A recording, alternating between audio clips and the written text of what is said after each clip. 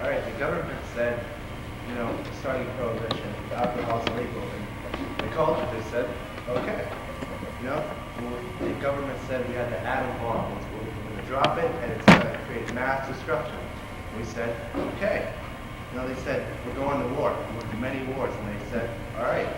And then they said, listen, we're drafting our kids. And they still said, all right. The kids, they're like, hey, wait a minute here. I'm just turned 18, just getting out of high school. Maybe I'm getting married. Maybe I'll do something else. You're sending me to fight. And that's not right. I didn't enlist. I didn't want to. I didn't care about it. And you don't care. You just say, all right, let them go. And that's the whole problem with the whole society, was that the views from the culture and the counterculture were so different from one generation to the next. The culture would always agree. Whatever the government said, they did. They did as they were told. They didn't voice their opinion. This is a democracy here, for the people, by the people. The counterculture, they didn't want to do it, man. You just get out of high school, you don't want to go to war. Come on. Why can't we stand up? Voice the opinion. What gives them the right to play this lottery game with our lives? It's America, home of the free. If it's so free, how can they send us to war? So now, the counterculture are looking for new leaders. They needed people they could believe in and trust and to look for just leadership. They found the Church of Rock and Roll. Now this is great for the record companies, because now you had a bunch of teens buying all the records to see what they should do for their life. But for the culture, this was hell. You figured, until then, whatever they said, they did. It was like Leave It to Beaver. They go to church, they go to work, everything was great. Now, you got all of your children being ran by a bunch of long-haired, weed-smoking, acid-dropping hippies. And they had more control over their kids than they did. They didn't like that. Now, the thing that most people don't understand is that everybody thought that all the kids were mad about the war. And it wasn't really the war they were mad about. They didn't want to fight, but what they were really mad about was that they couldn't say, no, we didn't want to fight. They picked you, and you're gone, Here's what happens in the draft. When you turn 18, send you a questionnaire, and you fill it out, and then there's a class given you of how good you are to fight. And then, one day, they put your name, this number in a bucket, and if you get picked, they send you this notice. You have to meet somewhere, You go there, and then they decide who's going. Now, what they do is when you get there, it's all basically about who you know and about your family. They send all the rich white kids making about $20,000 a year, which was a lot back then, send them to one row, and then send all the poor kids and the black kids and the people who aren't going to college in one row, and they're going to Vietnam. Now, you can always get out of Vietnam. Just like Bill Clinton. You could either leave the country, or like he did, he joined the ROTC in college. Now, I don't know if any of you have heard of a band called Creedence Clearwater Revival, but their lead singer's name was John Fogerty, and he was drafted. The song was called Fortunate Son, and he said it was a spin-off of Favorite Son. He doesn't know how he figured out that spin-off, but he said as soon as he did, that's when all his venom came out, and he let the world know how he felt. So the song we're going to play right now is called Fortunate Son.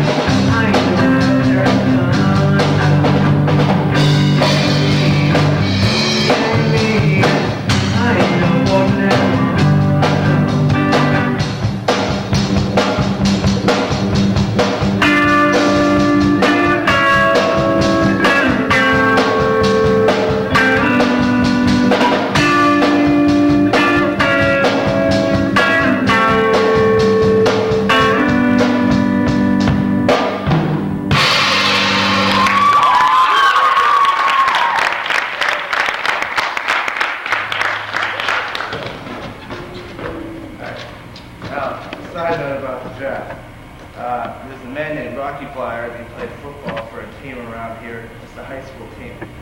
When he became 18, he was drafted into the war, and a grenade blew up near his foot. Now they said he'd never walk again, let alone run. He did begin to walk. He did have a limp, but he worked hard, and he got out of Vietnam because he can't serve anymore after that. And he got drafted again. This time he got drafted by the Pittsburgh Steelers and became one of the best-known fullbacks. Now there's a lot of events that caused, some ruckus back then, and it was mostly protest that everybody was doing. Because like I said, the kids wanted to, express their voice, man. They didn't want to go to war. They wanted to stop us. One of the most well-known was this one in Kent State. Just a peaceful protest. They didn't have any guns or anything, and they were just protesting. There was no fighting at all because they were protesting against the war. But somehow the National Guard was called in. There were shots fired out, and at the end of the day, all the National Guard went home. Many of the Kent State students went to the hospital, and 4 Kent State students were dead. David Crosby of Crosby, Stills and Nash was hanging out with Neil Young at his house, and a friend gave him a Life magazine, and it had the Kent State photos in it. Neil sat there for a long time quiet, and then 20 minutes later, he had a song. He said, there we were, reacting to reality, just dealing with it the best way we could. So, here's our next song. It's called Ohio.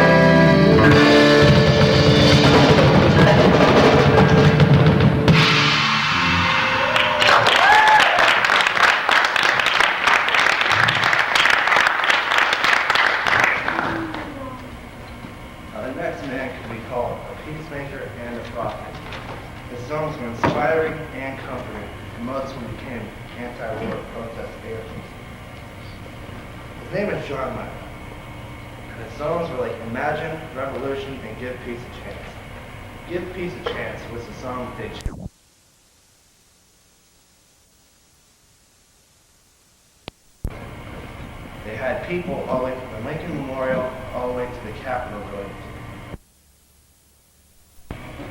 Imagine, he talks about having no possessions and no religion. Therefore, nothing to fight or die for. The perfect world, one living in peace. In Revolution, he's also talking about peace. He says, well, we don't want to change the world, but when we talk about destruction, we can count me out. And then he is, being a prophet, a comforter, saying everything is going to be all right. Now, John Lennon was so big for peace, he even, got deported for it. He was setting up a concert in Central Park, and it was free. And even though tickets aren't $50 back then like they are now, John Lennon's doing a free concert, I'm pretty sure I'd be there. So our president, Dick Nixon, found out about it, and he had John deported because on his record he had drug possession on it. So in the end, it was all just a dream. Jugglers can't save the world. Magicians can't save the world. And fire eaters can't save the world. How can a guitar player save the world? David Crosby said it best when he said, when we started, we thought it'd all be over in a year. But in a year, it wasn't over. It was bigger. So as you can see, from one man and a guitar, Bob Dylan, to a stage full of the greatest musicians, which is Woodstock, from a bunch of students at a protest saying, hell no, we won't go, to the streets full of Washington being packed. Music wasn't adding to the fire, it was the fire.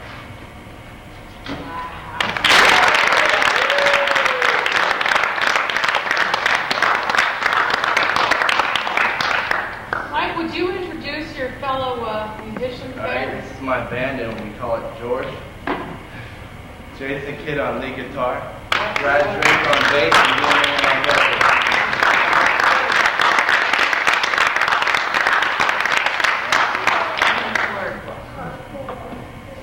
Oh, thank you there, Mr.